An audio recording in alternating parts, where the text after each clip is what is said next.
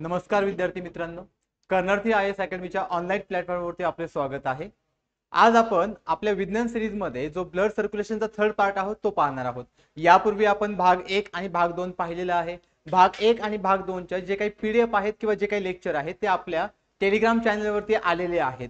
जर तुम्ही टेलिग्राम चॅनलला जॉइन केलं नसेल तर आपल्या डिस्क्रिप्शन बॉक्स मध्ये लिंक आलेली आहे, तुम्ही जॉइन करून घ्या जेणेकरून तुम्हाला त्या PDF इझिली अवेलेबल होतील। मित्रांनो, आजचा जो आपला तिसरा भाग आहे या भागामध्ये आपल्याला सगळ्यात महत्त्वाचा पार्ट पाहायचा आहे की यापूर्वी जे आपण दोन भाग पाहिलेले आहे ह्या दोन भागामध्ये आपण रक्तवाहिन्या आणि ब्लड हे दोन काय आहेत यांचा अभ्यास केलेला आहे।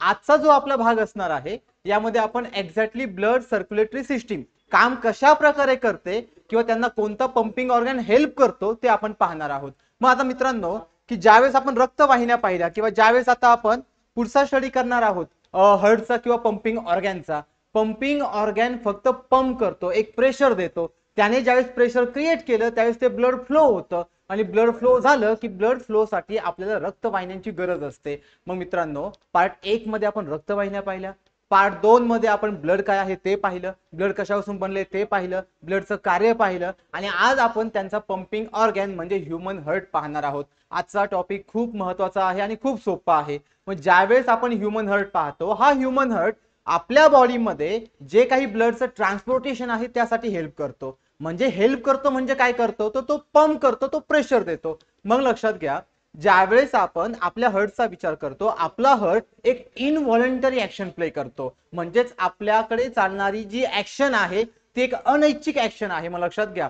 आपल्याकडे दोन ऍक्शन चालतात, एक व्हॉलंटरी दुसरे इनव्हॉलंटरी। व्हॉलंटरी आपण कुणाला म्हणतो की जे आपल्या ब्रेन थ्रू चालतं, इनव्हॉलंटरी आपण कुणाला म्हणतो की जिथे ब्रेनचं कंट्रोल फारसं राहत नाही, जिथे आपल्या बॉडीमध्ये असणारे सिस्टीम हे ऑटोमॅटिक काम करतात। ज्यावेळेस ते ऑटोमॅटिक काम करतात त्यावेळेस त्यांना म्हणतो आपण इनव्हॉलंटरी सिस्टीम। आता लक्षात घ्या आपल्याकडे लाईफ प्रोसेसमध्ये ऑर्गन सिस्टीम खूप महत्त्वाची आहे। आता ऑर्गन आणि ऑर्गन सिस्टीम मध्ये फरक असतो, ऑर्गन हा सिंग्युलर फॉर्म मध्ये काम करतो किंवा एकटाच काम करतो, पण ऑर्गन सिस्टीमला ज्यावेळेस काहीतरी काम करायचं असतं त्यावेळेस तिथे नंबर ऑफ ऑर्गनचं एक कनेक्शन तयार होतं। फॉर एक्झाम्पल आपण यापूर्वी आपल्याकडे डायजेस्टिव्ह सिस्टीम पाहिलेली आहे, आपण एक्सक्रेटरी सिस्टीम पाहिलेली आहे आणि आजचा आपला जो टॉपिक आहे ब्लड सर्क्युलेटरी सिस्टीम किंवा रक्त विसरण संस्था।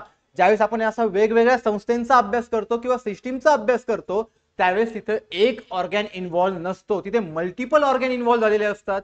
ज्यावेळेस मल्टिपल ऑर्गन इन्व्हॉल्व होतात त्यावेळेस ते मल्टिपल ऑर्गन स्वतःमध्ये इनव्हॉलंटरी ऍक्शन फॉलो करतात आणि ज्यावेळेस ते इनव्हॉलंटरी ऍक्शन फॉलो करतात त्यावेळेस ती जी काही क्रिया आहे ही कंटिन्यू बॉडीमध्ये चालू असते। म्हणजे समजा आता आपण जर आपला विचार केला तर आपल्या बॉडीमध्ये चालणारं रक्ताभिसरण हे कंटिन्यू चालू आहे। कशामुळे चालू आहे तर एकाच कारणामुळे, due to the involuntary action, त्यालाच आपण काय म्हणतो अनैच्छिक क्रिया। अनैच्छिक क्रिया म्हणजे हे ब्रेनच्या कंट्रोल थ्रू होत नाही, तिथे ब्रेनचं कोणतंही कंट्रोल राहत नाही। पण हेच जर आपण व्हॉलंटरी पाहिलं तर व्हॉलंटरी ही ऐच्छिक क्रिया असते, ऐच्छिक क्रिया म्हणजे तिथे ब्रेनचं कंट्रोल राहतं। मग मित्रांनो जर आपल्याकडे इथे अनैच्छिक क्रिया असेल किंवा इनव्हॉलंटरी ऍक्शन असेल तर एक्झॅक्ट आपल्याकडे जो ह्यूमन हार्ट आहे तर तो काम कसं करत असेल, तर आपल्याकडे जो ह्यूमन हार्ट आहे, ह्यूमन हार्ट हा एक मस्क्युलर पार्ट आहे। लक्षात घ्या आपल्या बॉडीमध्ये वेगवेगळ्या प्रकारचे सेल असतात, तसंच आपल्या बॉडीमध्ये वेगवेगळ्या प्रकारचे मसल सुद्धा असतात। मग त्यामध्ये काही स्ट्रेटेड मसल आहे की ज्यांना आपण स्केलेटल मसल म्हणतो,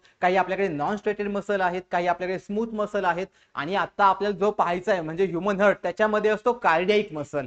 जो कार्डियाक मसल आहे तो जस्ट मस्क्युलर पार्ट असतो। मस्क्युलर पार्ट म्हणजे तो फक्त मसल पासून बनलेला आहे आणि जर तो फक्त मसल पासून बनलेला असेल तर तो स्वतःमध्ये कॉन्ट्रॅक्शन आणि रिलॅक्सेशन करतो, म्हणजे तो आकुंचन आणि प्रसारण पावतो। जर तो आकुंचन आणि प्रसारण पावत असेल तर अशा हृदयाला आपण मायोजेनिक हार्ट म्हणतो। मित्रांनो खूप सोपं आहे, आपलं जे हृदय आहे ते एक मसल पासून बनलेलं आहे, मसल पासून बनलेलं आहे म्हणजे तिथे कोणत्याही प्रकारचा बोन प्रेझेंट नाही। जर बोन प्रेझेंट नसेल तर अशा वेळेस आपलं जे मानवी हृदय आहे किंवा जे आपलं ह्यूमन हार्ट आहे ते कॉन्ट्रॅक्सेशन आणि रिलॅक्सेशन करू शकतं।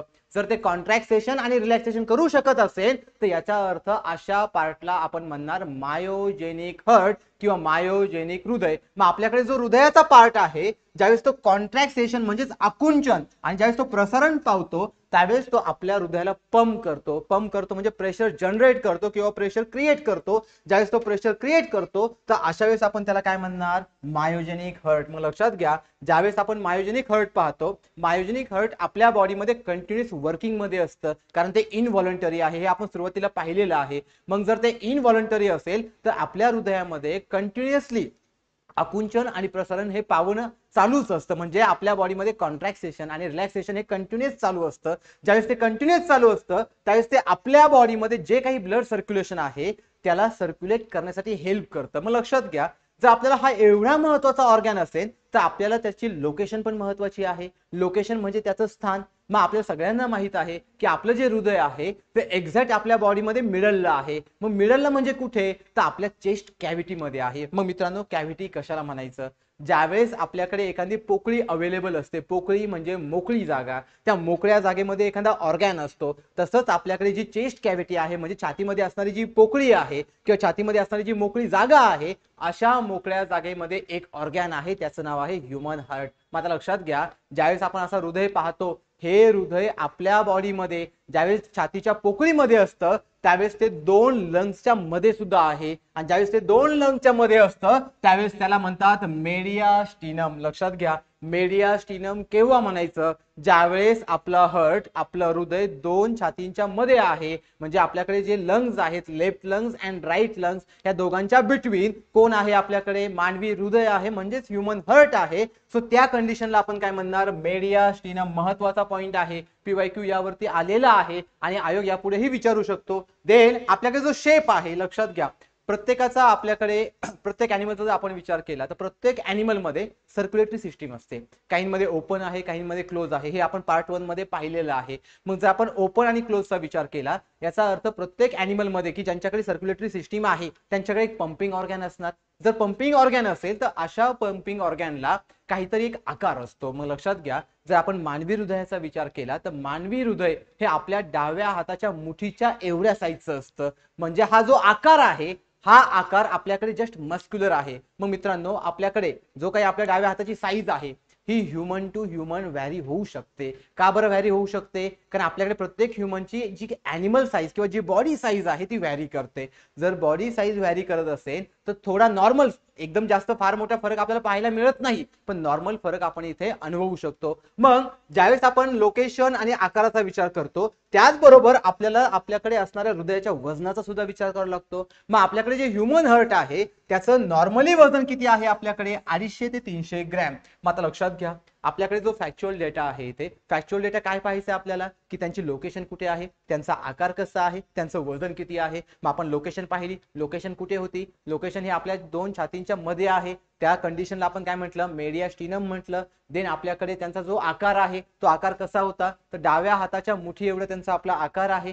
ज्यावेळेस आपण त्यांचं वजन पाहतो तर वजन किती होतं, 250 ते 300 ग्रॅम एवढं त्यांचं वजन आहे. मग जर एवढं त्यांचं वजन असेल, हा त्यांचा आकार असेल, किंवा ज्यावेळेस आपण त्यांची लोकेशन पाहतो त्यानंतर आपल्याला सगळ्यात महत्त्वाचा प्रश्न असतो ते म्हणजे त्यांचं कार्य. मग लक्षात घ्या, आपल्या सगळ्यांना माहित आहे की ह्यूमन हार्टचं फंक्शन काय आहे, तर आपल्या बॉडीमध्ये ब्लड सर्क्युलेट करणं.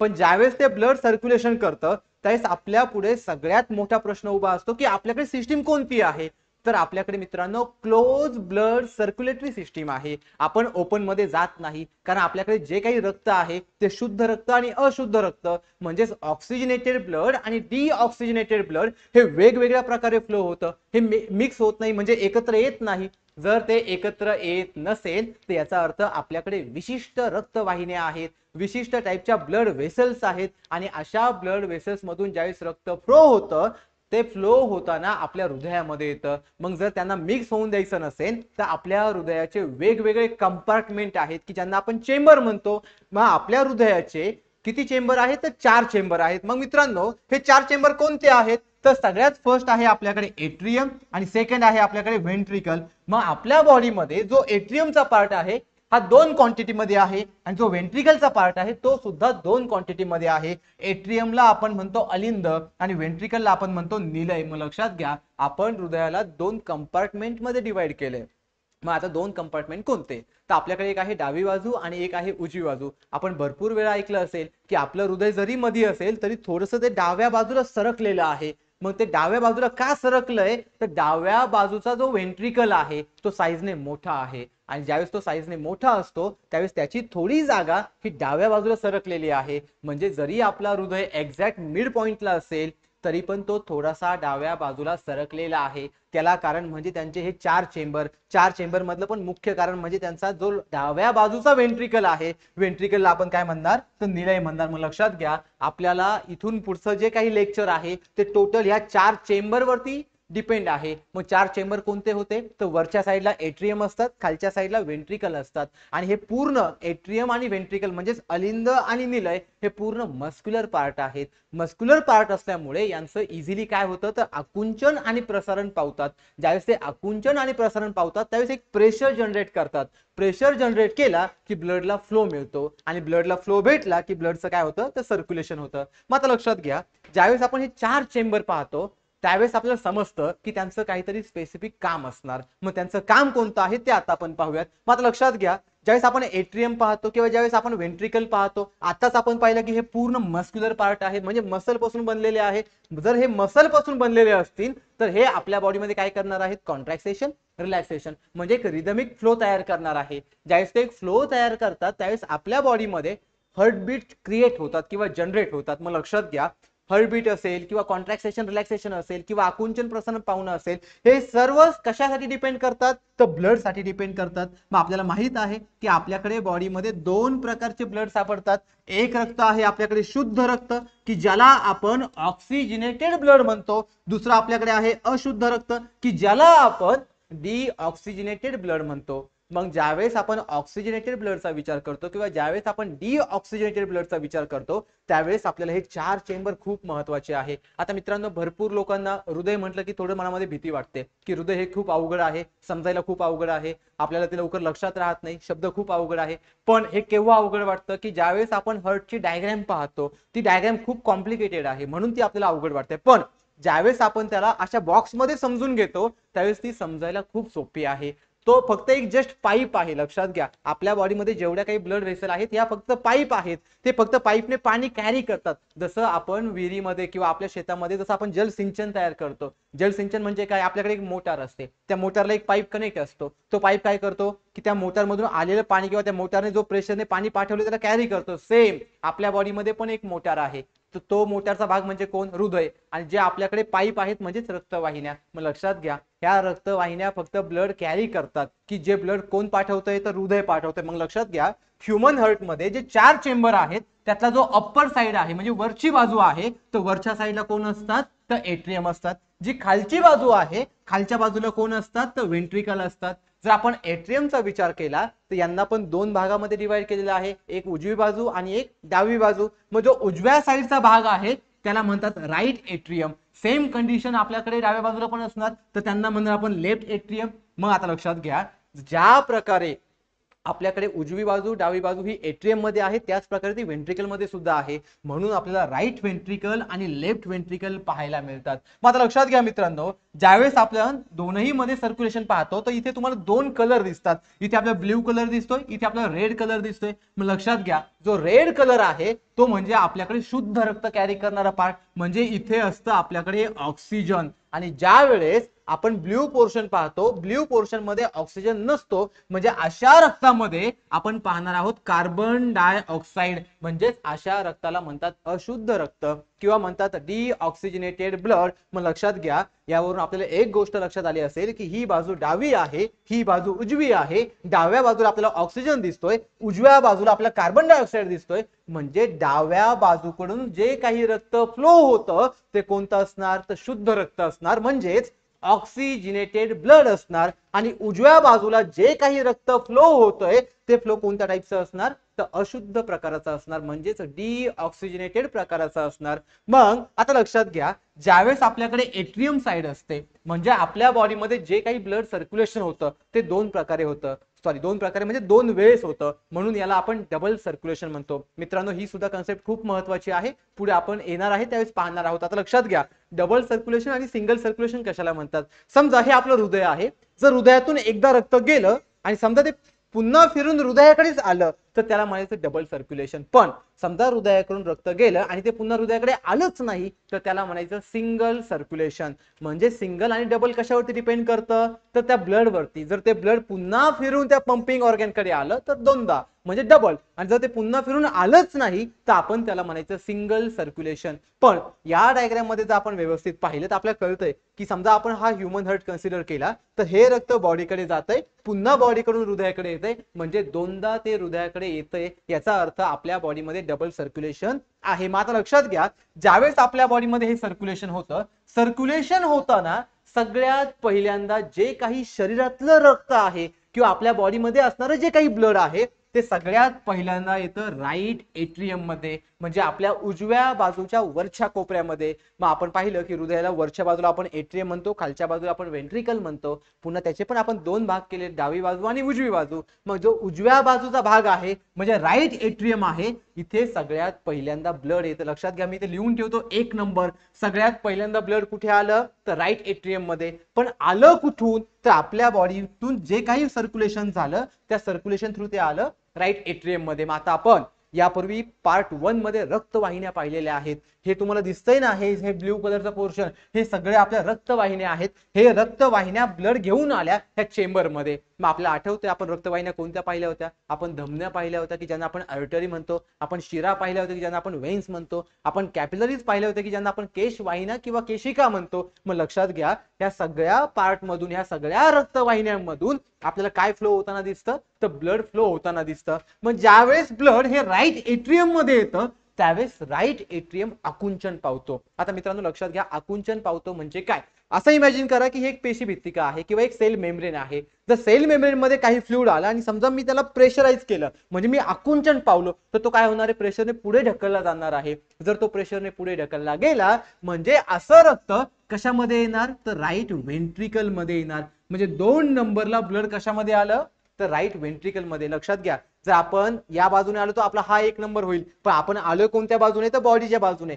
जर आपल्या शरीरातून रक्त हृदयाकडे येत असेल तर ते पहिल्यांदा कोणत्या पार्ट मध्ये जाणार राईट एट्रियम मध्ये. जर ते राईट एट्रियम मध्ये गेलं तर राईट एट्रियम हा आकुंचन पावतो. जर तो आकुंचन, आपण सुरुवातीलाच पाहिलं आकुंचन पावतो, कशामुळे आकुंचन पावतो, कारण तो मस्क्युलर आहे, फक्त मसल पासून बनलेला आहे.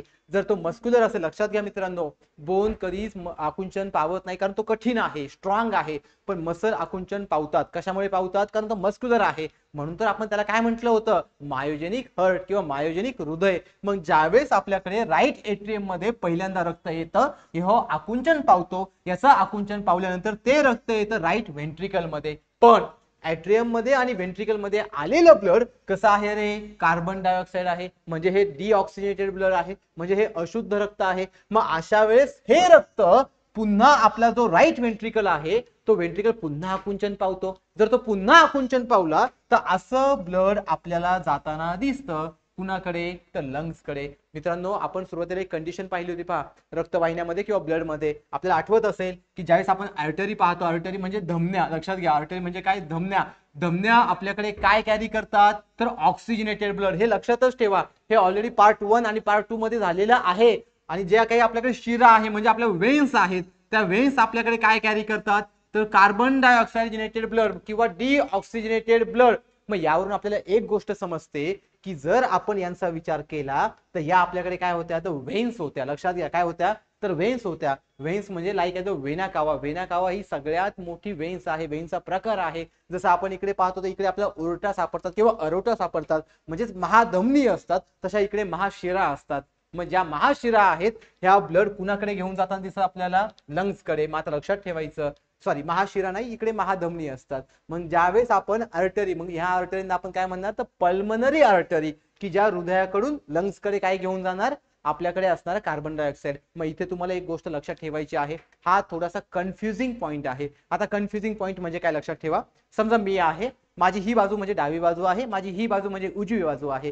जर मी डाव्या बाजूचा विचार केला तर माझ्याकडे इकडे जे काही रक्त असणार ते शुद्ध रक्त असणार आहे, आणि माझ्याकडे या बाजूला जे रक्त असणार आहे उजव्या बाजूला ते पूर्ण अशुद्ध रक्त असणार आहे. म्हणजे सेम कंडिशन ही माझ्या बॉडी मधली आहे असं इमॅजिन करा. मात्र लक्षात घ्या, जर माझ्याकडून हृदयाकडून ब्लड फ्लो होतंय या बाजूने म्हणजे डाव्या बाजूने फ्लो होतंय तर ते जाताना शुद्ध रक्त चाललंय, आणि ज्यावेळेस ते एखाद्या पेशीमध्ये पोहोचेल किंवा ऑर्गॅन मध्ये पोहोचेल त्यावेळेस तो ऑक्सिजन त्यांना जमा करणार आहे आणि त्यांच्याकडून काय घेणार आहे, कार्बन डायऑक्साईड. यालाच तर आपण देवाणघेवाण म्हणतो किंवा ट्रान्सपोर्टेशन म्हणतो, की जे ब्लडचं काम आहे. मग ज्यावेळेस तिथे देवाणघेवाण होईल त्यावेळेस तो कार्बन डायऑक्साईड पुन्हा कलेक्ट करेल, मग येताना पुन्हा तो या बाजूने येईल, उजव्या बाजूने येईल. मग उजव्या बाजूने आला की तो पहिल्यांदा कोणत्या भागात येईल, राईट एट्रियम.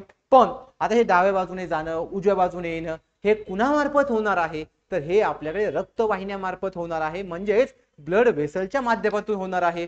जर हे ब्लड वेसलच्या माध्यमातून होत असेल तर याचा अर्थ इथे दोन वेगवेगळ्या ब्लड वेसल्स असणार. मग लक्षात घ्या, ज्यावेळेस माझ्याकडून ब्लड हे डाव्या बाजूने चाललंय त्यावेळेस माझ्याकडे कोण असणार, तर धमन्या असणार. आणि ज्यावेळेस ब्लड हे उजव्या बाजूने येतंय म्हणजे अशुद्ध रक्त येतंय त्यावेळेस माझ्याकडे कोण असणार, तर शिरा म्हणजे वेन्स असणार. मग यावरून आपल्याला एक गोष्ट समजते की धमन्या काय कॅरी करतात, ऑक्सिजनेटेड ब्लड, आणि शिरा काय कॅरी करतात, तर डिऑक्सिजनेटेड ब्लड. पण मित्रांनो याला एक अपवाद आहे. मग अपवाद काय आहे तर लक्षात घ्या, ज्यावेळेस ब्लड हे आपल्या हृदयाकडून फुफ्फुसाकडे जातं किंवा लंग्स कडे जातं त्यावेळेस हे उलट होतं. उलट होतं म्हणजे काय, लक्षात घ्या, ज्या काही धमन्या आहेत जर ही धमनी फुफ्फुसाच्या कॉन्टॅक्ट मध्ये गेली तर त्यांना म्हणतात फुफ्फुस धमनी, आणि जर ह्या शिरा फुफ्फुसाच्या कनेक्ट मध्ये गेल्या तर त्यांना म्हणतो आपण फुफ्फुस शिरा. मग लक्षात घ्या, इथे आपल्याला माहित आहे की धमन्यांचा रोल काय आहे, टू कॅरी ऑक्सिजन, म्हणजे हे काय कॅरी करणार आहे, ऑक्सिजनेटेड ब्लड. पण ज्यावेळेस ते फुफ्फुसांच्या कॉन्टॅक्ट मध्ये जातात त्यावेळेस ते काय कॅरी करतात, तर कार्बन डायऑक्साईड. मग सिंपल आहे. आता हा पाईप किंवा ही ट्यूब किंवा ही रक्तवाहिनी कुणाकडे चाललेली आहे, तर लंग्स कडे. जर ही लंग्स कडे चालली असेल पण इथे काय कॅरी होतोय, कार्बन डायऑक्साईड, म्हणजे आपल्याकडे इथे काय असणार, तर धमन्या असणार. अशा धमन्यांना आपण काय म्हणणार, पल्मनरी अर्टरी. लक्षात घ्या, फुफ्फुस धमनी. आणि सेम कंडिशन जर इकडे आपण पाहिली तर हे काय कॅरी करतात, ते ऑक्सिजनेटेड ब्लड. मग या ऑक्सिजनेटेड ब्लडला आपण काय म्हणणार, पल्मनरी वेन्स, म्हणजे फुफ्फुस शिरा. मग लक्षात घ्या, यांना अपवाद काय होता की ज्यावेळेस हृदयाकडून ते आपल्या बॉडीकडे फ्लो होतं त्यावेळेस ते ऑक्सिजनेटेड आणि डिऑक्सिजनेटेड कॅरी करतात, कोण कोण, धमन्या आणि शिरा. पण ज्यावेळेस ते फुफ्फुसाकडे जातात त्यावेळेस त्यांचं नाव काय होतं, फुफ्फुस धमनी आणि फुफ्फुस शिरा. म्हणजे त्यावेळेस त्यांचं फंक्शन अपोजिट होतं, म्हणजे ते काय कॅरी करणार, CO2 आणि O2. फक्त आपल्याला एवढंच लक्षात ठेवायचंय की धमन्या कॅरी करतात ऑक्सिजन, पण ज्यावेळेस ते फुफ्फुसाकडे जातात त्यावेळेस ते कॅरी करतात कार्बन डायऑक्साईड म्हणजे डिऑक्सिजनेटेड ब्लड. याच्याच वाईस वर्सा कोण आहे, आपल्याकडे वेन्स आहेत, आणि त्याच वेन्स ज्यावेळेस हृदयाकडे येतात त्यावेळेस ते काय कॅरी करणार, डिऑक्सिजनेटेड ब्लड. पण ज्यावेळेस ते लंग्स कडून हृदयाकडे येतात त्यावेळेस ते काय कॅरी करणार, ऑक्सिजनेटेड ब्लड. मग लक्षात घ्या, या 4 कंपार्टमेंट मध्ये सगळ्यात पहिल्यांदा आपण कोणतं पाहतोय, राईट एट्रियम, की जे आपल्या बॉडीतलं ब्लड आहे ते कशामध्ये आलं, राईट एट्रियम मध्ये. देन ते पुन्हा आकुंचन पावलं आणि ते कशामध्ये गेलं, राईट वेंट्रिकल मध्ये. राईट वेंट्रिकल मधून ते पुन्हा कुणाकडे चाललेलं आहे, तर लंग्स कडे चाललंय. मग लंग्स कडे का जातंय, तर लक्षात घ्या, आपल्या सगळ्यांना माहित आहे जशी आता आपण रक्ताभिसरण संस्था पाहतो तशी आपल्याकडे एक श्वसन संस्था सुद्धा आहे. मग श्वसन संस्थेचं काम काय आहे, आपल्या बॉडीमध्ये O2 आणि CO2 एक्सचेंज करणं. मग लक्षात घ्या, हे one of the exchange unit आहे. मग हे काय करणार, जे CO2 आलेला आहे तो CO2 ऍब्सॉर्ब करणार आणि इथे काय मिक्स करणार, ऑक्सिजन. आणि हा CO2 ते लंग्स थ्रू पुन्हा आपल्या नोज थ्रू किंवा नॅझल कॅव्हिटी पासून, म्हणजे जो काय आपला नाकाचा पोर्शन आहे यातून तो बाहेर रिलीज करणार, पुन्हा ऑक्सिजन घेणार, आणि तो ऑक्सिजन पुन्हा लंग्स मध्ये येऊन पुन्हा याच ब्लड मध्ये तो काय होणार, मिक्स होणार. म्हणजे एकच ब्लड दोन वेगवेगळे मॉलिक्युल दोन वेगवेगळ्या कंडिशनला फ्लो करतात, आणि ज्यावेळेस ते फ्लो करतात त्यावेळेस लंग्सचा खूप महत्वाचा रोल इथे आपल्याला पाहायला मिळतो. मग लक्षात घ्या, ही झाली आपल्याला उजवी बाजू. आता आपण जाऊया डाव्या बाजूकडे. मग उजव्या बाजूकडून डाव्या बाजूकडे जात असताना सगळ्यात महत्वाचा रोल कोणी प्ले केला, तर लंग्सने प्ले केला, म्हणजे आपल्या फुफ्फुसांनी प्ले केला. मग जर आपण फुफ्फुसांचा विचार केला तर आता या फुफ्फुसामधून आलेला ऑक्सिजन कशामध्ये मिक्स झाला, तर ब्लड मध्ये. मग अशा ब्लडला आपण काय म्हणणार, शुद्ध रक्त, म्हणजेच आपल्याकडे असणारं ऑक्सिजनेटेड ब्लड. मग आता हे ऑक्सिजनेटेड ब्लड 3 नंबरला कुणाकडे येणार, तर लेफ्ट एट्रियम मध्ये येणार. लक्षात घ्या, तुम्ही लंग्सला जर 3 नंबर म्हटलं तर याला 4 नंबर म्हणा. पण आता आपण पार्ट पाहते फक्त हृदयाचा, सो नंबर आपण कशाला देऊ, फक्त आपल्या हार्टला देऊ, म्हणजे आपल्या हृदयाला देऊ. जर आपण हृदय पाहिलं तर लेफ्ट एट्रियम मध्ये 3 नंबरला हे ब्लड आलं, पण या ब्लड मध्ये आता काय आहे, ऑक्सिजन आहे, म्हणजे शुद्ध रक्त आहे, म्हणजेच ते ऑक्सिजनेटेड ब्लड आहे. मग आता हे ऑक्सिजनेटेड ब्लड पुन्हा ह्या लेफ्ट एट्रियमचं जे काही आपल्या उजव्या बाजूचा एट्रियम आहे तो पुन्हा आकुंचन पावणार. जर तो पुन्हा आकुंचित झाला तर हे ब्लड पुन्हा प्रेशरने कशामध्ये येणार रे, लेफ्ट व्हेंट्रिकल मध्ये. मग आता लक्षात घ्या, मी तुम्हाला सुरुवातीलाच म्हटलं होतं की लेफ्ट व्हेंट्रिकल हा खालच्या बाजूला आहे, एट्रियम हा वरच्या बाजूला आहे. त्यातल्या त्यात आपलं हृदय थोडंसं डाव्या बाजूला सरकलंय. का बरं सरकलंय, कारण लेफ्ट व्हेंट्रिकलचा आकार थोडासा मोठा आहे. तो आकार मोठा आहे प्लस तो कोनिकल शेपचा आहे, एका कोन शेपचा आहे, आणि तो कोन थोडासा डाव्या बाजूला सरकलेला आहे. ज्यांनी कोणी हृदय पाहिलेलं आहे, म्हणजे हृदयाची डायग्राम पाहिली, त्यांना जाणवलं असेल की पूर्ण सरळ आपलं हृदय नाहीये, थोडंसं असं डाव्या बाजूला सरकलंय. ते जर ते डाव्या बाजूला सरकलेलं असेल तर ते कशामुळे सरकले, तर या लेफ्ट व्हेंट्रिकल. मग लक्षात घ्या, जसं इकडे आकुंचन पावलं तसंच आता या साईडलाही आकुंचन पावतंय. आकुंचन पावल्यानंतर पुन्हा ते हृदय किंवा ते मसल पुन्हा काय होणार आहे, त्याचं पुन्हा ते प्रसरण पावणार आहे, म्हणजे पुन्हा ते रिलॅक्स होणार आहे. मग ज्यावेळेस इथे आपल्याला आकुंचन किंवा कॉन्ट्रॅक्शन पाहायला मिळतं, त्यानंतर ते ब्लड कशामध्ये येणार आहे, लेफ्ट व्हेंट्रिकल मध्ये. आणि या लेफ्ट व्हेंट्रिकल मधून पुन्हा आकुंचन पाहून ते ब्लड पुन्हा कुणाकडे जाणार आहे, बॉडीकडे जाणार आहे. मग लक्षात घ्या, बॉडीकडे जाताना पुन्हा आपल्या रक्तवाहिन्या असतात. मग कोणत्या रक्तवाहिन्या आहेत, लक्षात घ्या, एकदम सिंपल आहे, ऑक्सिजनेटेड ब्लड आहे, म्हणजे रक्तवाहिन्या कोणत्या असणार, तर धमन्या असणार. पण धमन्यांचा पण एक क्रम आहे. आपण सुरुवातीला पाहिले की आपल्याकडे ओरटा म्हणजे एक महाधमनी असते,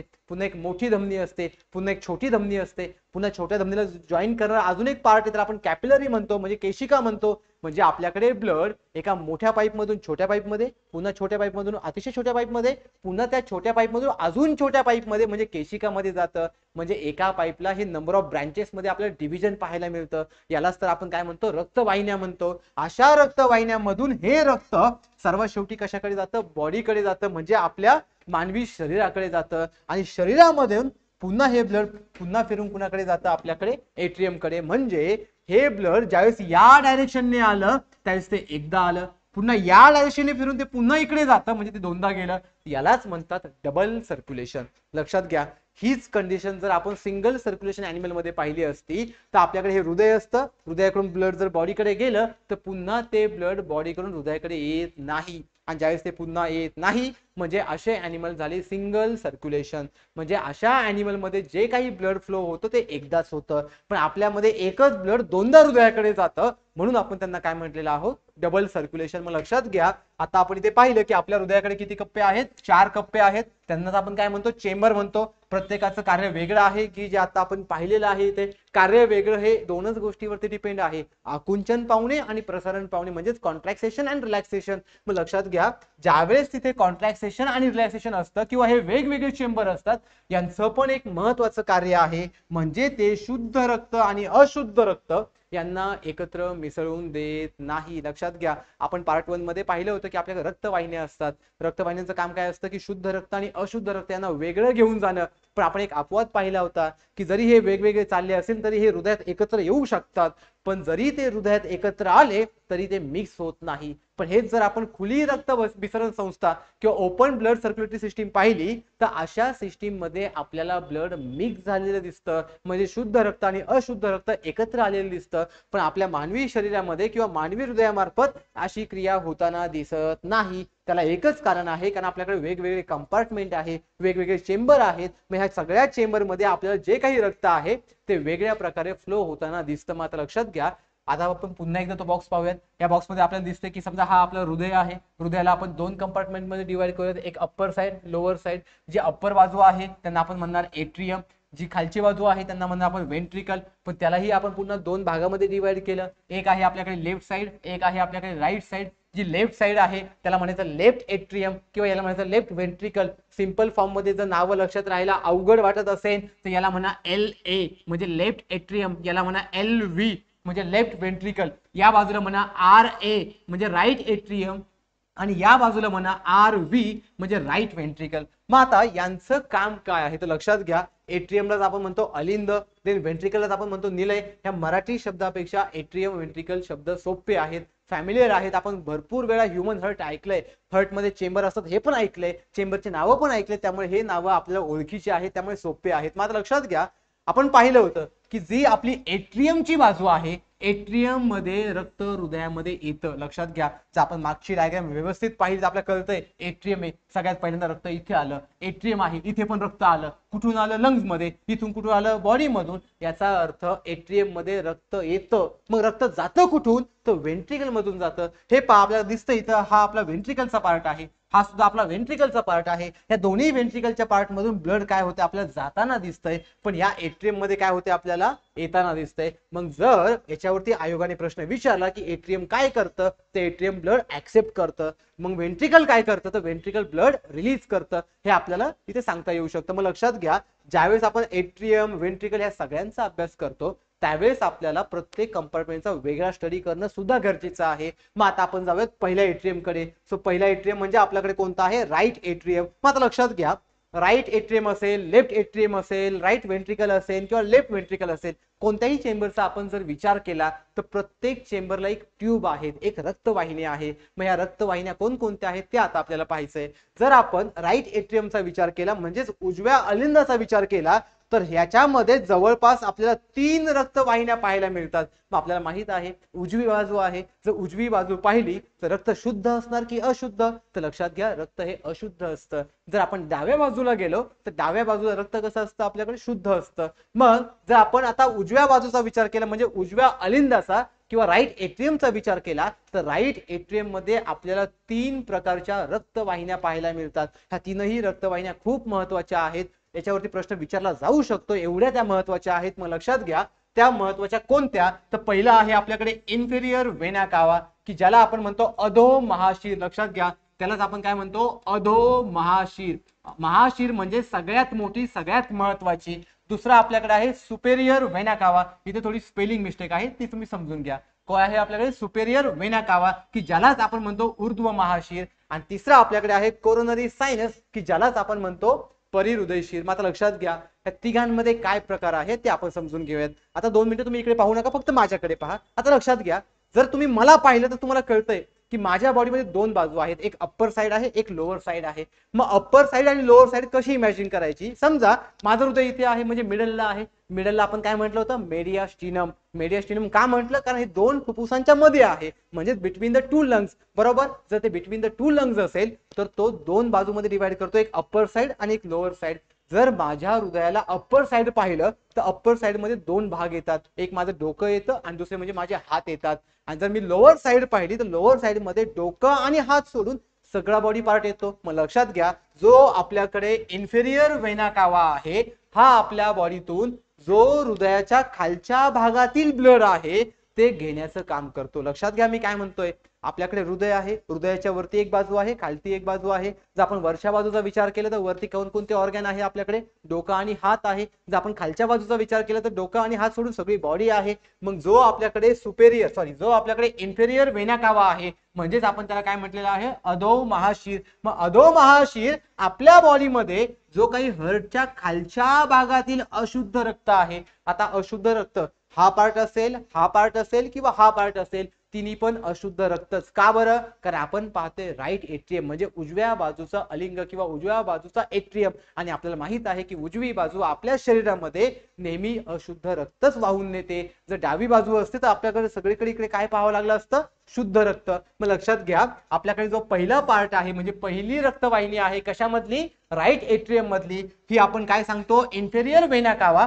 ही काम कुठे करणार, तर हृदयाच्या खालच्या भागात काम करणार. मग जर हृदयाच्या खालच्या भागात काम करत असेल तर लक्षात घ्या मित्रांनो, खूप सिंपल आहे. असं इमॅजिन करा की हे आपलं हृदय आहे, हृदयाच्या वरती इथे डोकं आहे आणि इथे आपली बाकीची बॉडी आहे. मग लक्षात घ्या, बाकीच्या शरीरातनं आलेलं जे रक्त आहे जर ते खालच्या बाजूने येत असेल तर खालच्या बाजूने आणण्याचं काम कोण करणार, इन्फेरियर वेना कावा. खालच्या बाजूने येतंय म्हणजे इथे यांना डोकं आणि हात सोडून जेवढा बॉडीचा पार्ट आहे सर्व ब्लड इथे येणार. हे जर वरच्या बाजूने ब्लड आलं म्हणजे डोकं आणि हातामधून ब्लड आलं तर त्यांना म्हणायचं सुपेरियर वेना कावा. मग लक्षात घ्या, सुपेरियर इन्फेरियर दोघे एकमेकांना विरुद्ध आहे, अपोजिट आहे. जर आपण इन्फेरियर म्हटलं तर हृदयाच्या खालच्या बाजूने रक्त येणार आणि जर आपण सुपेरियर म्हटलं तर हृदयाच्या वरच्या बाजूने येणारं रक्त, मग लक्षात घ्या खालच्या बाजूने येणारं रक्त आणि वरच्या बाजूने येणारं रक्त, ह्या दोघांसाठी रक्तवाहिन्या कशा आहेत तर वेगवेगळ्या आहेत. मग त्यामध्ये पहिली कोणती आहे इन्फेरियर वेना कावा आणि दुसरी कोणती आहे तर सुपेरियर वेना कावा. मग लक्षात घ्या ज्यावेळेस या वेना कावामधून ब्लड येतं म्हणजे ह्या चेंबरमध्ये ब्लड येणार राईट एट्रियम मध्ये, तर त्यावेळेस त्यांना काही झडपा असतात. मित्रांनो झडपा खूप महत्वाच्या आहेत.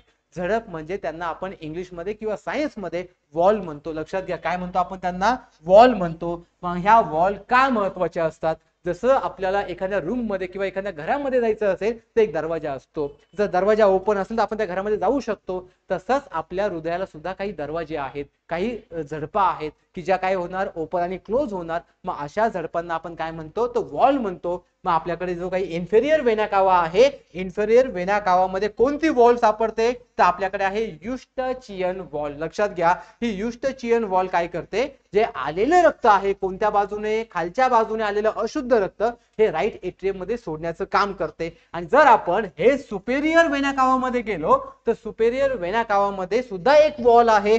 तिचं नाव काय आहे, तिचं नाव आहे आपल्याकडे थिबॅशियम झडप किंवा थिबॅशियम वॉल. लक्षात घ्या इकडे आपण पाहिलेली कोणती वॉल होती, इकडे होती आपल्याकडे इस्टॅच्युएन वॉल आणि इकडे कोणती वॉल होती थिबॅशियन वॉल. मग जर आपण थिबॅशियम अँड इस्टॅच्युएन वॉल पाहिली तर इस्टॅच्युएम आहे इन्फेरियर वेना कावाची आणि जी आपल्याकडे थिबॅशियम आहे ती आहे आपल्याकडे सुपेरियर वेना कावाची. आता लक्षात घ्या मित्रांनो हे नावं तुम्हाला थोडेसे अवघड वाटतात पण खूप महत्वाचे आहेत.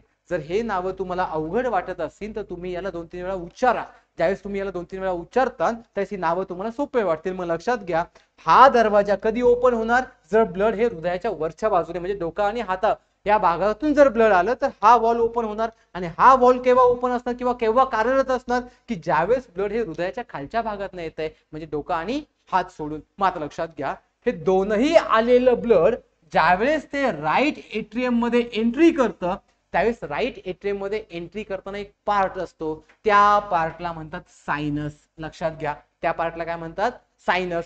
सायनसलाच आपण म्हणणार आहे कोरोनरी सायनस. म्हणजे कोरोनरी सायनस मध्ये ज्यावेळेस ब्लड हे सुपेरियर वेना कावा किंवा इन्फेरियर वेना कावा या दोन्ही रक्तवाहिन्यांमधून येतं त्यावेळेस ते कशा मार्फत त्या राईट एट्रियम मध्ये जाणार आहे तर सायनस मार्फत. म्हणजे सायनस हे एक असं छिद्र आहे की त्या छिद्रातनं जे काही ब्लड येणार आहे वेना कावामधून ते त्यावेळेस ते ऍक्सेप्ट करतं आणि ज्यावेळेस ते ब्लड ते ऍक्सेप्ट करतं, ऍक्सेप्ट केल्यावरती ते पुन्हा काय होणार आहे आकुंचन पावणार आहे. मग लक्षात घ्या इथे आपण डायग्राम पाहिली होती की या डायग्राम मध्ये आपल्याला दिसतंय की right atrium left atrium right ventricle left ventricle हे आकुंचन पावतात. आकुंचन पावले म्हणजे ब्लडला काय येतो प्रेशर येतो. जर ब्लडला प्रेशर ते ब्लड पुढे फ्लो होतं. मग लक्षात घ्या जर आपण विचार केला समजा आपण याला म्हणूयात कोरोनरी सायनस, इथे आपल्याला एक छिद्र आहे या छिद्राला आपण काय म्हटलं सायनस म्हटलं. कोणतं सायनस म्हटलं कोरोनरी सायनस. यांच्याकडे लक्षात घ्या वरची बॉडी आहे, वरची बॉडी म्हणजे इथे काय आलं आपल्याकडे डोकं आणि हात आलं. खालची बाजू म्हणजे काय आलं डोकं आणि हात सोडून सगळे बॉडी शरीर आलं आपलं.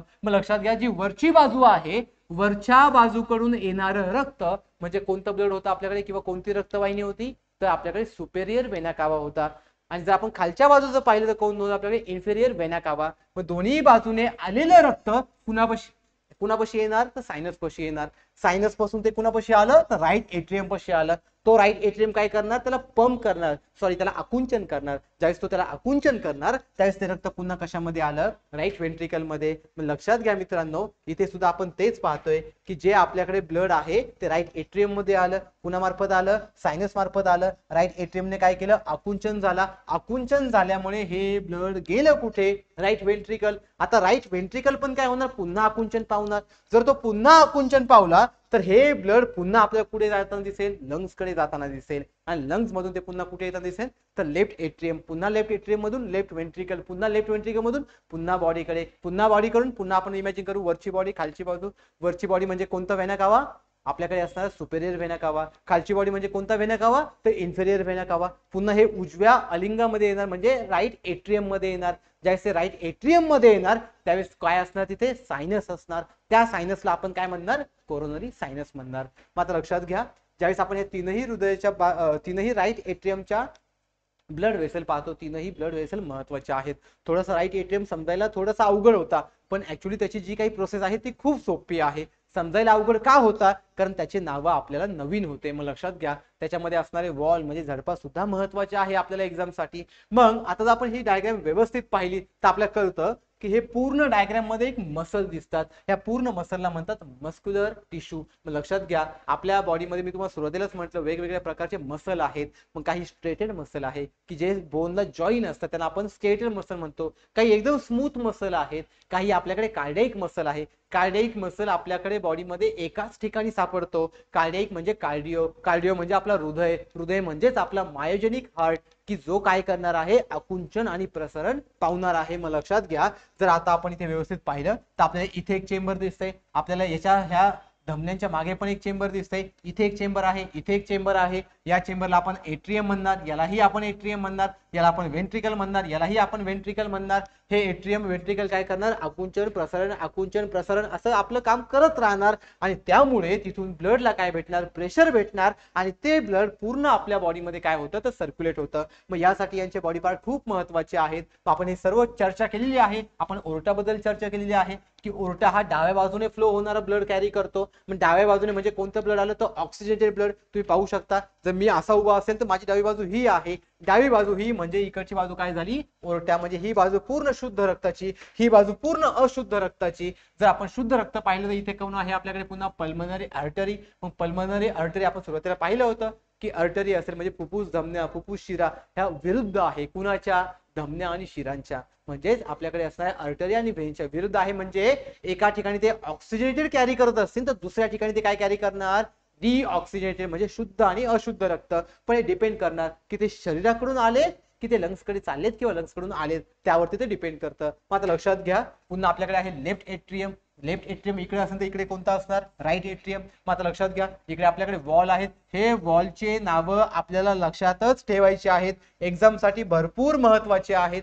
जसं आपण इकडे पल्मनरी आर्टरी पाहिलं तसं इकडे काय आहे आपल्याकडे पल्मनरी व्हेन्स. इथे पण काय आहे आपले पल्मनरी व्हेन्स. इथे आपण पाहतोय सुपेरियर व्हेना कावा. आताच आपण पाहिलं होतं की सुपेरियर व्हेना कावा म्हणजे काय, किंवा इथे आहे आपल्याकडे इन्फेरियर व्हेना कावा. आपल्याला दिसतंय चित्रामध्ये किंवा डायग्राम मध्ये, ही बाजू खालच्या दिशेने आहे, ही बाजू वरच्या दिशेने आहे. जर ही बाजू वरच्या दिशेने असेल तर वरती असणार आपलं डोकं आणि वरती असणार आपले हात म्हणजे हृदयाच्या वरच्या साईडला. तर यांच्यापासून येणारं ब्लड हे कशामध्ये येणार, सुपेरियर व्हेना कावामध्ये. आणि जर डोकं आणि हात सोडलं म्हणजे हृदयाच्या खालच्या बाजूचा जर आपण विचार केला तर त्यांच्यामध्ये येणारं जे ब्लड आहे ते कशामधून येणार तर इन्फेरियर व्हेना कावामधून. आणि ते येताना कशामध्ये येणार, ह्या राईट एट्रियम मध्ये. राईट एट्रियम मध्ये ज्या ठिकाणी ते एंट्री करतात, लक्षात घ्या त्याला आपण काय म्हणणार, सायनस. म्हणजे कोणता सायनस झाला तो कोरोनरी सायनस. मग ते ब्लड कशामध्ये आलं तर या राईट एट्रियम मध्ये आलं. मग हा होणार आकुंचन. आकुंचन झाल्यामुळे हे ब्लड कशामध्ये गेलं, व्हेंट्रिकल मध्ये. तो पण काय होणार आकुंचन. तर तो आकुंचन झालं तर हे ब्लड पुन्हा कुणाकडे जाणार तर वरती असणार लंग्स कडे. लंग्स कडे गेल्यावरती ते पुन्हा काय मिक्स करणार, O2 मिक्स करणार. पुन्हा ते ब्लड कशामध्ये येणार तर इकडच्या बाजूला असणाऱ्या एट्रियम मध्ये म्हणजे डाव्या बाजूला. जर डाव्या बाजूला आलं तर ते रक्त झालं शुद्ध रक्त म्हणजे ऑक्सिजनेटेड ब्लड, आणि इकडून जाणारं ब्लड झालं अशुद्ध रक्त म्हणजे डिऑक्सिजनेटेड ब्लड. मग ज्यावेळेस रक्त या बाजूला येतं पुन्हा एट्रियम काय होणार, आकुंचन पावणार. पुन्हा रक्त कशामध्ये येणार तर लेफ्ट वेंट्रिकल मध्ये. आणि आपण सुरुवातीला पाहिलं होतं की left ventricle as compare to right ventricle थोडा कोनिकल शेपचा आहे. कोनिकल शेपचा असल्यामुळे थोडासा तो डाव्या बाजूला सरकलेला पाहायला मिळतो. मग लक्षात घ्या, भरपूर नाही, थोडासा एकदम नॉर्मल सरकलेला आहे. ज्यावेळेस तो पुन्हा आकुंचन पावतो पुन्हा इथून ब्लड बाहेर पडतं म्हणजे शरीराकडे फ्लो करतं. आणि शरीराकडून पुन्हा येतं, पुन्हा येतं, पुन्हा जातं, पुन्हा येतं, पुन्हा जातं. हे अशा रिॲक्शन आपल्याला हृदयाकडे जाताना दोनदा घडताना दिसतात. म्हणून तर आपण त्यांना काय म्हणतो, डबल सर्क्युलेशन. आता लक्षात घ्या मित्रांनो, हा झाला आपला पूर्ण हृदयाचा पार्ट. आता आपण पुन्हा जाऊयात आपल्याकडे असणारं उजवे निलय म्हणजे आपल्याकडे असणारं राईट वेंट्रिकल. या अगोदर आपण काय घेतला होता, राईट एट्रियम. एट्रियमच्या आपण रक्तवाहिन्या किती पाहिल्या, 3 पाहिल्या. पहिली कोणती घेतली होती आपण, इन्फेरियर व्हेना कावा. इन्फेरियर व्हेना कावा कसं लक्षात ठेवायचं, हृदयाची खालची बाजू. ते सुपेरियर व्हेना कावा कसं लक्षात ठेवायचं, हृदयाची वरची बाजू. मग हृदयाच्या वरच्या बाजूला काय आहे, आपलं डोकं आणि आपला हात. पण डोकं आणि हातचं जे ब्लड आहे ते उजव्या बाजूला जाणार, पण कशातून जाणार तर सुपेरियर व्हेना कावातून. जे हृदयाच्या खालच्या बाजू करून जे वरती येणारं रक्त आहे किंवा येणारं ब्लड आहे ते कशामधून येणार तर आपल्याकडे असणारे इन्फेरियर व्हेना कावामधून. आणि ज्यावेळेस ते आपल्या राईट एट्रियम मध्ये प्रवेश करेल, प्रवेश कुणा मार्फत करणार तर सायनस मार्फत. आणि त्या सायनसला आपण काय म्हणणार, कोरोनरी सायनस. म्हणजे राईट एट्रियम मध्ये असणाऱ्या 3 रक्तवाहिन्या कोणत्या तर पहिली होती आपल्याकडे सुपेरियर व्हेना कावा, दुसरी होती आपल्याकडे इन्फेरियर व्हेना कावा, आणि तिसरी आहे आपल्याकडे कोरोनरी सायनस. त्यातलं जे हृदयाच्या खालची बाजू आहे त्याला आपण म्हटलं इन्फेरियर वेना कावा म्हणजे येणारं रक्त, आणि हृदयाच्या वरच्या बाजूने येणारं रक्त आहे त्यांना म्हटलं आपण सुपेरियर वेना कावा, आणि हृदयामध्ये एंट्री करताना सायनस. एवढ्याच गोष्टी लक्षात ठेवा. त्याच प्रकारे आता आपण पाहणार आहोत राईट व्हेंट्रिकल. मात्र लक्षात घ्या, राईट व्हेंट्रिकल म्हणजे उजवी बाजू, बरोबर. उजव्या बाजू मधला कोणता पार्ट? निलय. निलय म्हणजे खालची बाजू. लक्षात घ्या, पुन्हा एकदा लक्षात घ्या, एकदम सिंपल आहे. आपण पुन्हा एकदा पाहूया. जर ह्युमन हार्ट समजत नसेल तर एक बॉक्स लक्षात ठेवा. या बॉक्स मध्ये याला म्हटलं आपण एट्रियम, यालाही म्हटलं आपण एट्रियम, पण हा राईट एट्रियम होता. आणि याच्या खाली कोणता एट्रियम असणार? सॉरी, याच्या खाली कोणता व्हेंट्रिकल असणार? लेफ्ट व्हेंट्रिकल आणि राईट व्हेंट्रिकल. लक्षात घ्या. आता रक्त कशामध्ये आले किंवा ब्लड कशामध्ये आले? या राईट एट्रियम मध्ये आले, बरोबर. राईट एट्रियम मध्ये कशा मार्फत आलं होतं आपण पाहिलं. 3 आपल्याकडे रक्तवाहिन्या होत्या. वेना कावाचे 2 टाईप पाहिले आपण, एक सुपेरियर, एक इन्फेरियर आणि एक कोरोनरी सायनस. आता रक्त कोशामध्ये आलंय? तर राईट एट्रियम मध्ये. मग जर ते राईट एट्रियम मध्ये आलं असेल तर ते आता कशामध्ये जाणार आहे? लक्षात घ्या मित्रांनो, कशामध्ये जाणार आहे ते? आता राईट व्हेंट्रिकल मध्ये जाणार आहे. ही बाजू आपली राईट आहे, लक्षात घ्या. इथं चुकून माझ्याकडे एल झाले, आणि ही बाजू कोणती आहे आपल्याकडे? लेफ्ट आहे. मग ते आता राईट बाजूकडे जर आलं तर लक्षात घ्या, हा एट्रियम पुन्हा आकुंचन पावणार. आणि जर हा आकुंचन पावला, लक्षात घ्या इथे लिहिलंय मी आकुंचन, राईट एट्रियम, जर तो पुन्हा आकुंचन पावला तर तो येणार कशामध्ये? ह्या राईट व्हेंट्रिकल मध्ये. पण येणारं ब्लड हे उजव्या बाजूचं आहे, म्हणून त्याला आपण काय म्हणणार? Deoxygenated blood. म्हणजे अशा ब्लड मध्ये ऑक्सिजन नसणार, पण कोण असणार? तर कार्बन डायऑक्साइड असणार. मग लक्षात घ्या, हे ब्लड आला आता राईट व्हेंट्रिकल मध्ये. पुन्हा राईट व्हेंट्रिकल काय होणार रे? पुन्हा आकुंचन पावणार. जर तो पुन्हा आकुंचन पावला तर तो जाणार कुणाकडे? लंग्स कडे. पण लंग्स कडे जाताना कशा मार्फत जाणार? तर रक्तवाहिन्या मार्फत. मग त्या रक्तवाहिन्याचं नाव काय आहे? तर फुफ्फुस, बिगा, धमकी. सॉरी, धमकी नाही आहे, इथे धमनी आहे, चुकून ते धमकी झाले. आता लक्षात घ्या, यासाठी आपल्याकडे कोणता पार्ट आहे? Pulmonary artery. मग लक्षात घ्या, ज्यावेळेस राईट व्हेंट्रिकल पासून ब्लड हे आपल्याकडे लंग्स मध्ये जाणार त्यावेळेस ते कशा मार्फत जाणार? आपल्याकडे असणाऱ्या धमन्या. पण धमन्या कोणत्या? तर फुफ्फुस धमन्या. लक्षात घ्या, कोणत्या धमन्या?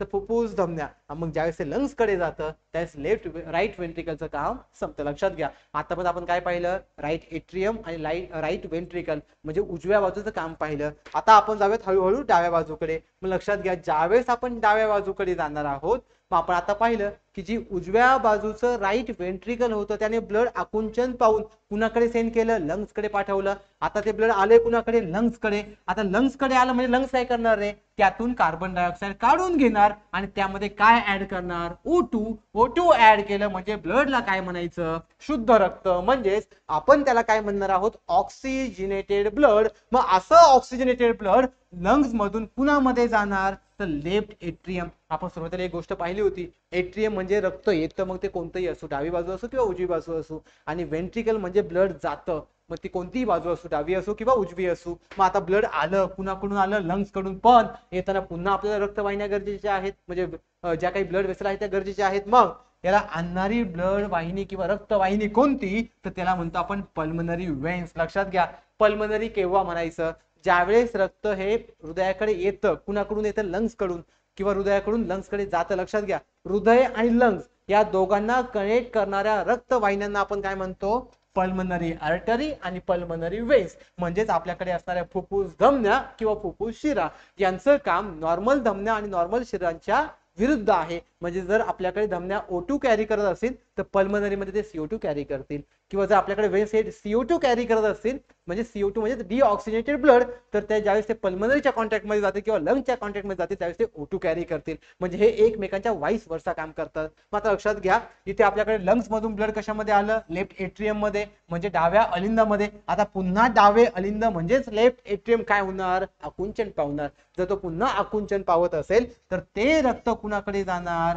लेफ्ट व्हेंट्रिकल मध्ये म्हणजेच डावे निलय मध्ये. आणि ज्यावेळेस ते डावे निलय मध्ये जातं तिथून पुढे ते पुन्हा लेफ्ट एट्रियम पासून पुन्हा लेफ्ट व्हेंट्रिकल मध्ये. मग लक्षात घ्या, आपण पुन्हा आपल्या बॉक्स कडे जाऊयात. आपण पाहिलं की सगळ्यात पहिल्यांदा जे काही ब्लड आहे ते कशामध्ये आलं? या राईट एट्रियम मध्ये आलं. पुन्हा ते कशामध्ये गेलं? या राईट व्हेंट्रिकल मध्ये गेलं. पुन्हा ते इथून कशामध्ये गेलं? इथे असणाऱ्या लंग्स मध्ये गेलं. पुन्हा ते लंग्स मधून कशामध्ये आलं? या ह्या लेफ्ट एट्रियम मध्ये आलं. जर ते लेफ्ट एट्रियम मध्ये येत असेल तर पुन्हा लेफ्ट एट्रियम आकुंचन पाहून ते पुन्हा कशामध्ये आलं? लेफ्ट व्हेंट्रिकल मध्ये. म्हणजे आता आपण शेवटच्या चेंबर मध्ये आलोय. तर शेवटचा चेंबर कोणता आहे आपला? Left ventricle. सॉरी, एट्रियम नाही, लेफ्ट व्हेंट्रिकल. जर ते लेफ्ट व्हेंट्रिकल मध्ये येत असेल तर आपण त्याला काय म्हणणार आहोत? डावे निलय. मात्र लक्षात घ्या, मी तुम्हाला सुरुवातीलाच म्हटलं होतं की आपल्या बॉडी मधला जे डावे निलय आहे किंवा लेफ्ट वेंट्रिकल आहे हे थोडं मोठं चेंबर आहे आणि ज्यावेळेस ते मोठं चेंबर असतं त्यावेळेस ते थोडंसं एकदम नॉर्मली हे डाव्या बाजूला झुकलेलं आहे म्हणून आपण बोलताना कधी कधी बोलून जातो की आपलं हृदय थोडंसं डाव्या बाजूला आहे मग त्याला कारण काय आहे तर आपल्याकडे असणारा मोठा कप्पा मोठा कप्पा कुणाचा आहे मोठा कप्पा म्हणजेच मोठं चेंबर कुणाचा आहे तर लेफ्ट वेंट्रिकलचा आहे लक्षात घ्या या कप्प्यापासून आपल्या शरीराला रक्त पुरवठा सुरू होतो म्हणजे जे लेफ्ट वेंट्रिकल आहे ज्याचे आकुंचन पावणार मग इथून ब्लड पूर्ण बॉडीला ट्रान्सफर केलं जातं म्हणजे रक्ताचा ज्यावेळेस शरीराला रक्त पुरवठा होतो त्यासाठी कोणता भाग अतिशय महत्वाचा आहे तो म्हणजे लेफ्ट वेंट्रिकल आणि लेफ्ट वेंट्रिकल ज्यावेळेस आकुंचन पावतो त्यावेळेस ते ब्लड कुणाकडे येणार आपल्याकडे असतात रक्तवाहिन्यांकडे मग रक्तवाहिन्यांचा क्रम आपण पार्ट 1 मध्ये पाहिलेला आहे तरी पण आता आपण एकदा रिवाइज करूयात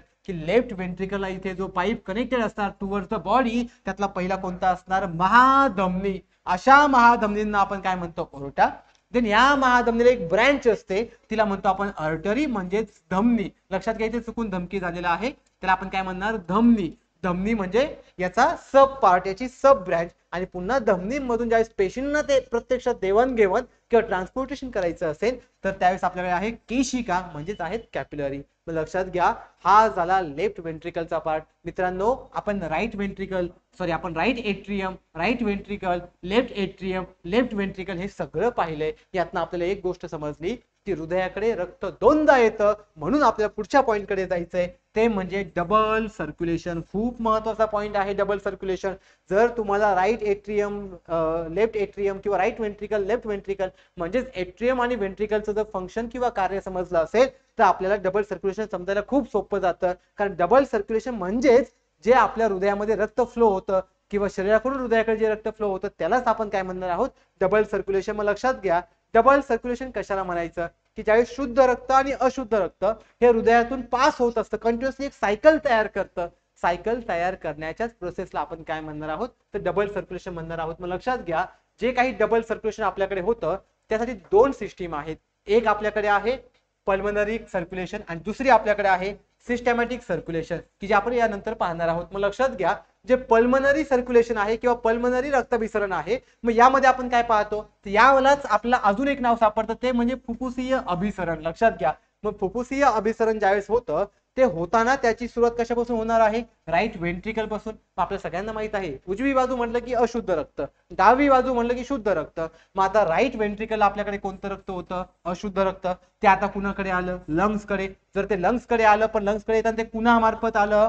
फुफ्फुस धमनी मित्रांनो हा पीडीएफ खूप महत्वाचा आहे हा पीडीएफ तुम्ही नंतर लेक्चर नंतर पुन्हा वाचा कारण ही डायग्राम जर तुम्हाला समजली तर तुम्हाला एक्झॅक्ट डबल सर्क्युलेशन काय आहे ते समजून जाईल कारण डबल सर्क्युलेशन हे दोन पार्ट मध्ये होतं त्यातला पहिला पार्ट आपण कोणता पाहतोय पल्मनरी रक्तभिसरण किंवा पल्मनरी सर्क्युलेशन आणि दुसरा कोणता आहे सिस्टमॅटिक सर्क्युलेशन लक्षात घ्या ज्यावेळेस राईट वेंट्रिकल मधला पार्ट हा लंग्स मध्ये जाणार आहे म्हणजेच अशुद्ध रक्त हे लंग्स मध्ये जाणार आहे पुन्हा कोणती रक्तवाहिनी आली फुफ्फुस धमनी आपण फुफ्फुस धमनी खूप वेळा पाहतोय म्हणजे हार्ट मध्ये तेच पार्ट पुन्हा रिपीट होतात तेच मेकॅनिझम पुन्हा येतंय मग लक्षात घ्या लंग्स मध्ये गेलं पुन्हा लंग्स त्यातून काय काढून घेणार CO2 काढून घेणार आणि त्या जागी काय ऍड करणार O2 म्हणजे कोणतं रक्त तर शुद्ध रक्त आणि हे शुद्ध रक्त पुन्हा कुणाकडे जाणार लेफ्ट एट्रियम कडे पुन्हा लेफ्ट एट्रियम आकुंचन पावणार पण लक्षात घ्या आता आपण पाहतोय डबल सर्क्युलेशनचा कोणता पार्ट पल्मनरी सर्क्युलेशन किंवा पल्मनरी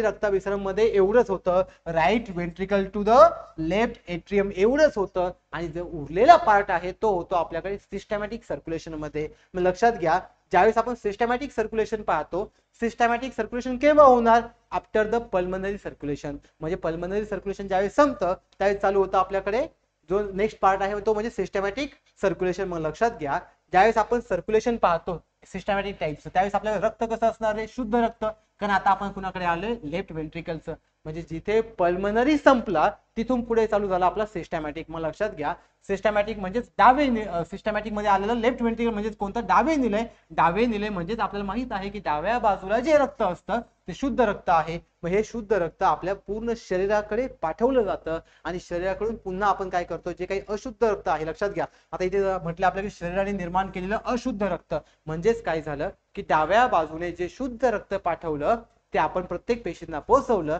आणि प्रत्येक पेशींनी जे अशुद्ध रक्त निर्माण केलंय, अशुद्ध रक्त निर्माण केले म्हणजेच शरीराने निर्माण केलेलं अशुद्ध रक्त म्हणजेच त्याच्यामध्ये आहे कार्बन डायऑक्साईड, हे रक्त पुन्हा आपल्याकडे कशामार्फत येणार, वेना कावा मार्फत पुन्हा उजव्या अलिंदात येणार म्हणजेच राईट एट्रियम मध्ये येणार.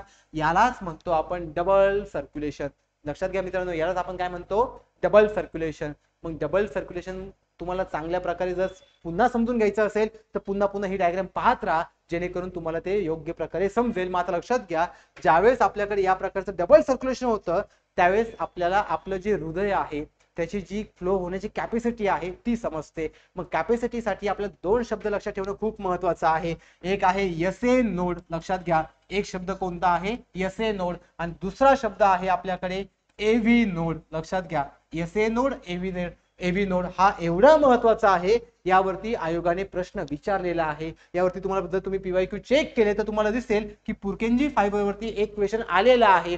मग हा क्वेश्चन कशाच्या रिगार्डिंग आहे, तर आपल्याकडे असणारा एसए नोड आणि एव्ही नोड हे दोघे काय दाखवतात, तर हृदयाची वहन क्षमता दाखवतात. मग जर आपण हृदयाच्या वहन क्षमतेचा विचार केला तर यामध्ये जो एसए नोड आहे तो असतो राईट एट्रियम मध्ये. लक्षात घ्या मित्रांनो, तो कशामध्ये असणार आहे, राईट एट्रियम मध्ये. आणि हा एसए नोड काय तयार करतो, तर आवेग तयार करतो. या आवेगलाच आपण काय म्हणतो, इम्पल्स म्हणतो. लक्षात घ्या, काय म्हणतो, इम्पल्स म्हणतो. ज्यावेळेस एसए नोड इम्पल्स तयार करतो, तो एसए नोड तो इम्पल्स कुणाकडे पाठवतो, तर एव्ही नोड कडे पाठवतो. मग मित्रांनो, या डायग्राम मध्ये एकदा पाहून घ्या की हा पार्ट आहे एसए नोड, हा पार्ट आहे आपल्याकडे एव्ही नोड. म्हणजे एसए नोड मध्ये इथे काय तयार होणार आहे, आवेग तयार होणार आहे. हा आवेग आता कुणाकडे जाणार आहे, एव्ही नोड कडे.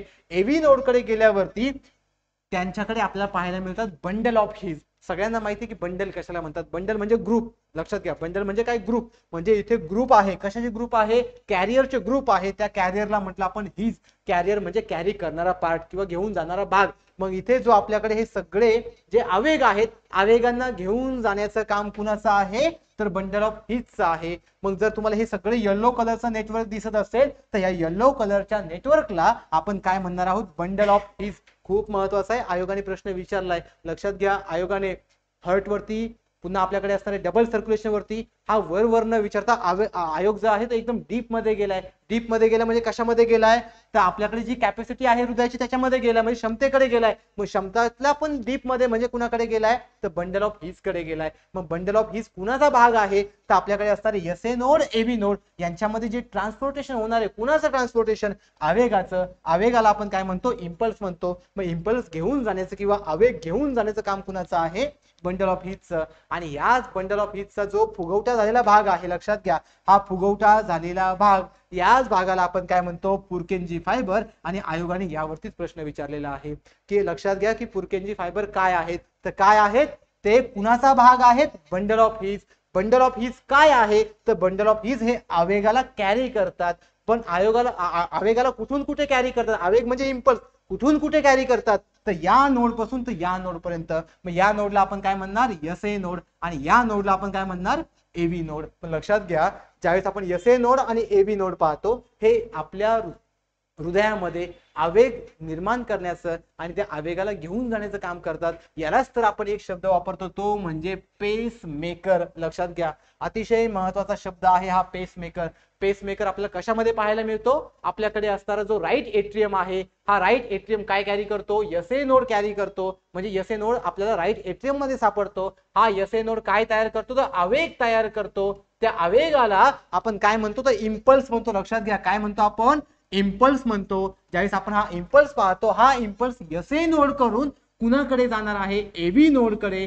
पण एसए नोड कडून एव्ही नोड कडे जाताना त्यांना एक कनेक्शन हवं, ते कनेक्शन म्हणजे आपल्याकडे आहे बंडल ऑफ हीज. लक्षात घ्या, काय आहे, बंडल ऑफ हीज. आणि बंडल ऑफ हीजचा जो फुगवटा झालेला भाग आहे त्याला म्हणतो आपण पुरकेंजी फायबर. मग लक्षात घ्या, मग अशा पुरकेंजी फायबर किंवा अशा एसए एव्ही नोड मध्ये आपल्याला काय पाहायला मिळतात, हृदयाचा पेस मेकर.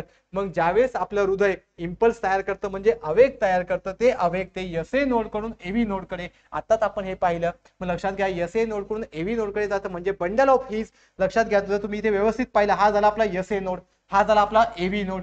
देन आपण जातोय व्हेंट्रिकल कडे. लक्षात घ्या व्हेंट्रिकल कडे जाताना हा S A node AB node, S A node कुठे होता आपला राईट एट्रियम मध्ये. मग आपल्या सगळ्यांना माहित आहे की राईट एट्रियम मधून ब्लड कुणाकडे जातं व्हेंट्रिकल कडे जातं म्हणजे निलयाकडे जातं. ज्यावेळेस रक्त हे निलयाकडे जातं त्यावेळेस आपल्याकडे S A node to AB node काय कॅरी होतोय आवेग कॅरी होतोय किंवा इम्पल्स कॅरी होतोय. पण कॅरी होताना तो कशामधून कॅरी होतोय तर बंडल ऑफ हीज मधून कॅरी होतोय. लक्षात घ्या कशामधून कॅरी होतोय बंडल ऑफ हीज मधून. या बंडल ऑफ हीजच्या जो फुगवटा झालेला भाग आहे किंवा जो उंचवटलेला भाग आहे त्यालाच आपण काय म्हणतो तर पुरकंजी फायबर म्हणतो. मग लक्षात घ्या मित्रांनो ज्यावेळेस आपण हे Purkinje fibre bundle of His हे सगळं आपल्या हृदयात चालणारे कार्य आहे. मग याच कार्यामध्ये ज्यावेळेस एक कार्य पूर्ण होतं त्यावेळेस आपण त्याला एक कार्डियक सायकल म्हणतो. आपल्या सगळ्यांना माहित आहे की आपल्या हृदयातनं आवाज येतो बरोबर, आपण तो भरपूर ऐकलेला पण आहे. मग हृदयातनं आवाज येतो त्यालाच आपण काय म्हणतो हार्टबीट म्हणतो.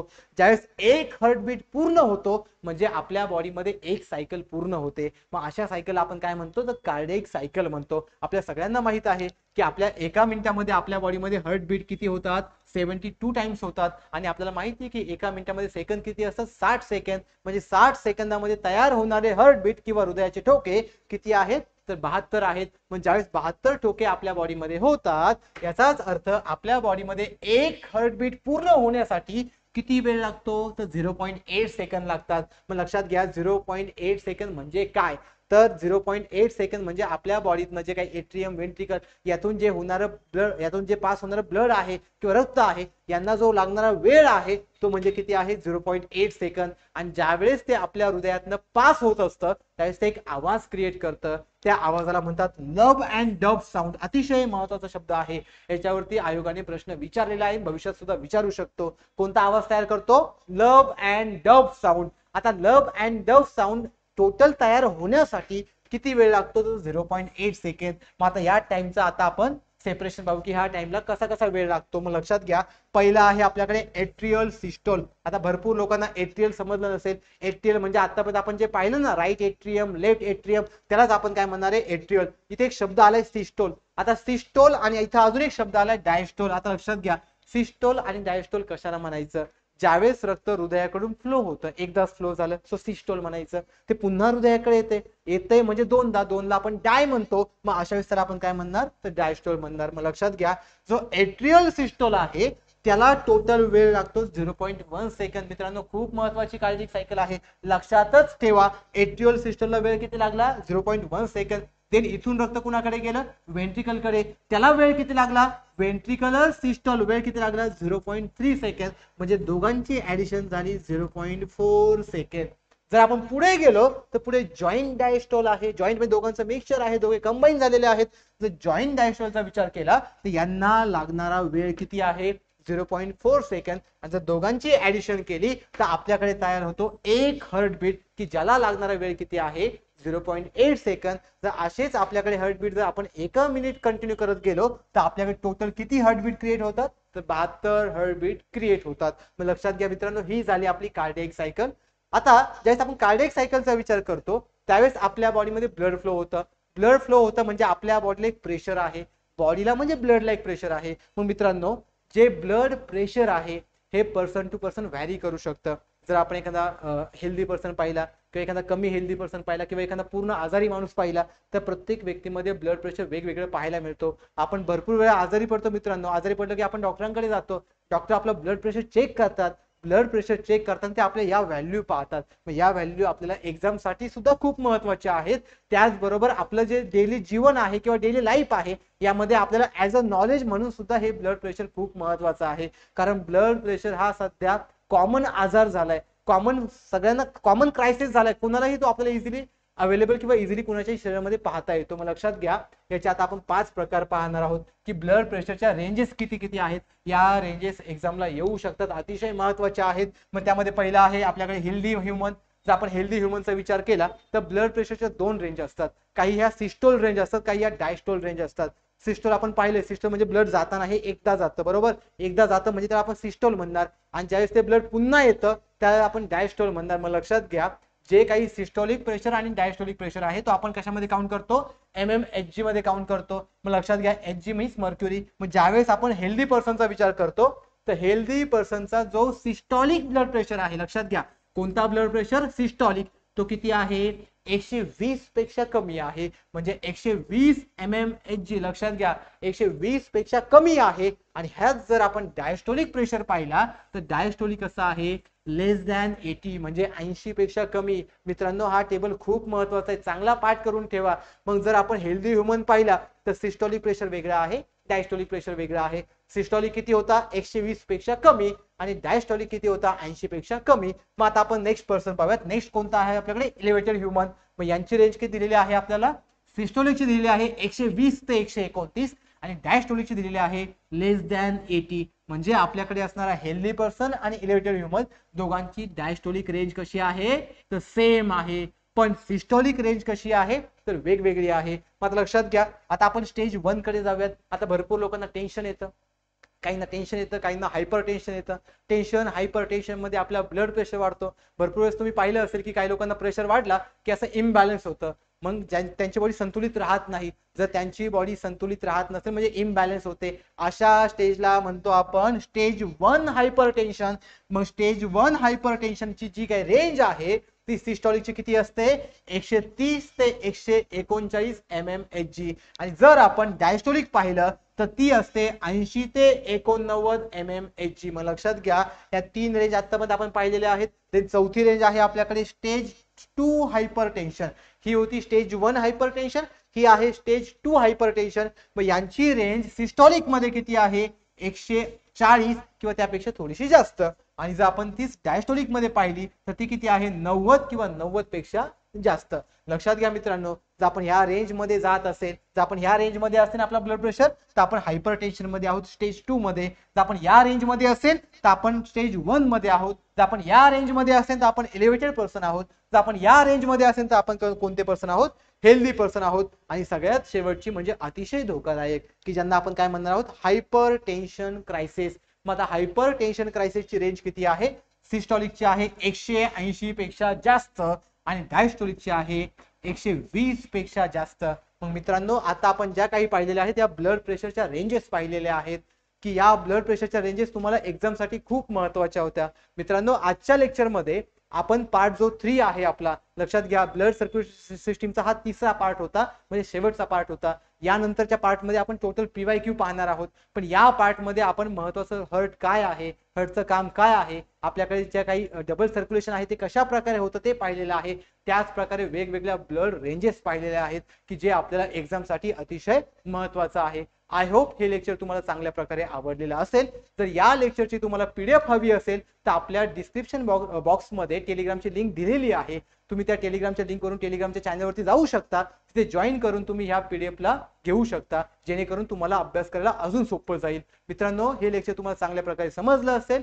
या असेच लेक्चर जर तुम्हाला अजून पाहायचे असतील तर तुम्ही आपल्या YouTube चॅनलला सबस्क्राईब करा, की जेणेकरून तुम्हाला प्रत्येक जी काही आपली नवीन नवीन व्हिडिओ येतील याच्या नोटिफिकेशन तुम्हाला इझिली मिळतील, म्हणजे तुम्हाला लेक्चर पाहायला अजून सोपं होईल.